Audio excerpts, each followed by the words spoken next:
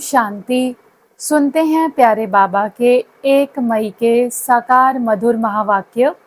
आज बाबा कहते हैं, मीठे बच्चे, तुम बेहद के बाप से बेहद का वर्षा लेने आए हो। यहाँ हद की कोई बात नहीं। तुम बड़े उमंग से बाप को याद करो तो पुरानी दुनिया भूल जाएगी। बेहद का बाप हम बच्चों को बेहद का वर्षा देने आया है। इसीलिए हम आत्माओं को अपने मन बुद्धि को हद से बाहर लेकर जाना है। बड़े उमंग से बाबा को याद करना है तो ये पुरानी दुनिया हम बच्चों को भूल जाएगी। हमें अपना बुद्धि योग परम धाम और नई दुनिया में टिकाना है और सदा खुशी रहे। इतना बड़ा बाबा मुझ आत्मा के लिए इतना बड़ा वर्षा लेकर आया है। प्रश्न है आज की मुरली का, कौन सी एक बात तुम्हें बार बार अपने से घोटकर पक्की करनी चाहिए? उत्तर है, हम आत्मा हैं। हम परमात्मा बाप से वर्षा ले रहे हैं। आत्मा ही हैं बच्चे, परमात्मा है बाप। अभी बच्चे और बाप का मेला हुआ है। यह बात बार बार घोट घोट कर पक्की करो। जितना आत्म अभिमानी बनते जाएंगे, देह अभिमान मिट जाएगा। नीचे बाबा बार बार इस बात को पक्का करने के लिए, घोट घोट कर पीने के लिए कहते हैं कि बच्चे सदा समझो, मैं आत्मा हूँ, उस परमात्मा बाप की संतान। वो परमात्मा बाप मुझे वर्षा देने आया है। अभी बाप और बच्चे का मेला हुआ है, तो जितना आत्म अभिमानी बनेंगे उतना देह अभिमान और विकार खत्म होते जाएंगे। ये बात बार बार अंदर घोटते रहना है, मैं आत्मा हूँ, मैं आत्मा हूँ, मैं परमात्मा की संतान हूँ। गीत है आज की मुरली का, जो पिया के साथ है उसके लिए ज्ञान की बरसात है। तो ज्ञान का ईश्वर ज्ञानेश्वर शिव बाबा आकर हम आत्माओं पर ज्ञान की बरसात करते हैं। तो पिया अर्थात परमात्मा हम सब आत्माओं के साथ है और हमें ज्ञान से भरपूर करते हैं। सुनते हैं आज की मुरली का धारणा के लिए मुख्य सार। पहला पॉइंट, योग बल की ताकत से अपनी कर्म इंद्रियों को शीतल बनाना है, वश में रखना है।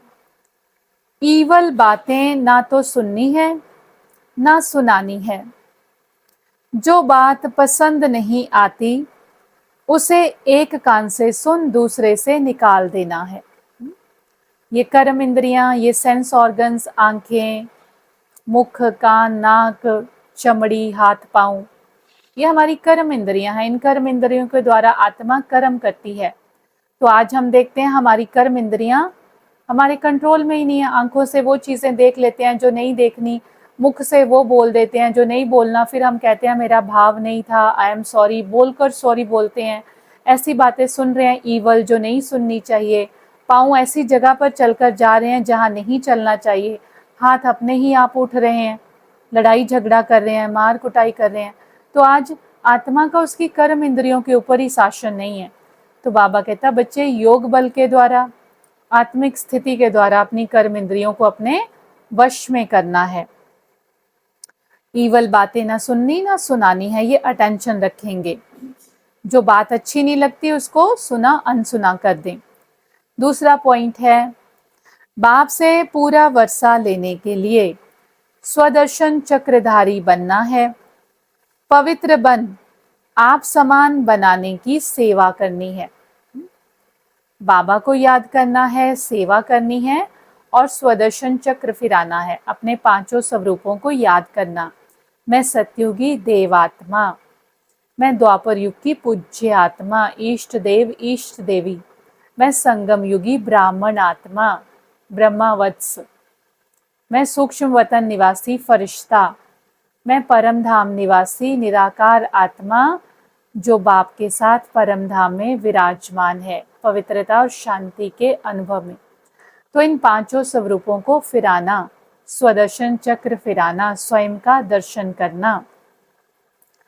वरदान है आज की मुरली का, मुरली के साज द्वारा माया को सरेंडर कराने वाले मुरलीधर भव विश्लेषण है।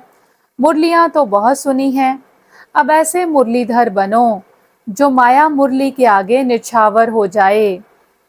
मुरली के राज का साज अगर सदैव बजाते रहो तो माया सदा के लिए सरेंडर हो जाएगी। माया का मुख्य स्वरूप कारण के रूप में आता है। जब मुरली द्वारा कारण का निवारण मिल जाएगा तो माया सदा के लिए समाप्त हो जाएगी। कारण खत्म अर्थात माया खत्म। तो बाबा कहता मुरली के साज द्वारा माया को निछावर, माया को सरेंडर करा दो, तभी उस आपको मुरलीधर कहेंगे। तो माया किस रूप में आती है? कारण के रूप में। क्यों, क्या, कैसे, ये क की भाषा कारण। तो सारे कारणों का उत्तर कहाँ है? मुरली के अंदर। तो मुरली के अंदर से कारण को निवारण में रूपांतरित करो तो माया खत्म हो जाएगी, मन शांत हो जाएगा, मन योग में स्थित हो जाएगा, बिंदु बन जाएगा मन। नहीं तो मन सारा दिन बोलता रहता है, परंतु ऐसे क्यों हुआ, उन्होंने ऐसे कैसे बोल दिया, ये नहीं होना चाहिए था। तो मन के ये क्या, क्यों, कैसे, वैसे वाई वाई चलता रहता है। तो आत्मा की एनर्जी वेस्ट होती रहती है, एनर्जी कंजर्व तो हो नहीं रही, आत्मा की बैटरी चार्ज नहीं हो रही, तो आत्मा तो आधी अधूरी रह जाएगी। तो अगर मास्टर मुरलीधर का टाइटल लेना है तो कारण को निवारण में बदलो, माया को खत्म करो। स्लोगन है, अनुभवी स्वरूप बनो तो चेहरे से खुश नसीबी की झलक दिखाई देगी।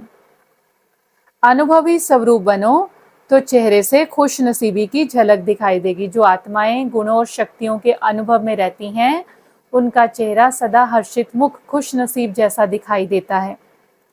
अव्यक्त इशारा है, रूहानी रॉयल्टी और प्यूरिटी की पर्सनालिटी को धारण करो। संगम युगी ब्राह्मण जीवन की विशेषता पवित्रता है। प्रवृत्ति में रहते अपवित्रता से निवृत्त रहना, स्वप्न मात्र भी अपवित्रता के संकल्प से मुक्त रहना, यही विश्व को चैलेंज करने का साधन है। यही आप ब्राह्मणों की रूहानी रॉयल्टी और पर्सनालिटी है। तो बाबा मई मास में हम बच्चों को रूहानी रॉयल्टी और प्यूरिटी को धारण करने के लिए अव्यक्त इशारे दे रहे हैं। बाबा कहता बच्चे प्रवृत्ति में रहते हुए, घर गृहस्थ में रहते हुए अपवित्रता, इम्प्योरिटी से निवृत्त होकर रहना है। सपने में भी अपवित्रता का संकल्प ना आए, यही तो हमारी न्यूनेस है, नवीनता है, और पूरे विश्व को चैलेंज है कि हम घर गृहस्थ में रहते हुए विकारों से मुक्त हैं, पवित्र बनने का पुरुषार्थ कर रहे हैं, क्योंकि हमारे साथ परमात्मा की शक्ति है। और बाबा कहता ये प्योरिटी आपकी पर्सनालिटी है। इस पवित्रता की शक्ति के कारण ही हम आत्माएं सारे विश्व से अलग हैं, पूरे विश्व से हम अलग स्टैंड आउट करते हैं, इस प्योरिटी की पर्सनालिटी के कारण ही। तो हम अपनी प्योरिटी को और बढ़ाते जाएं, स्वप्न भी हमारे पवित्र हो जाएं। प्यारे बाबा का बहुत बहुत शुक्रिया। अच्छा, ओम शांति।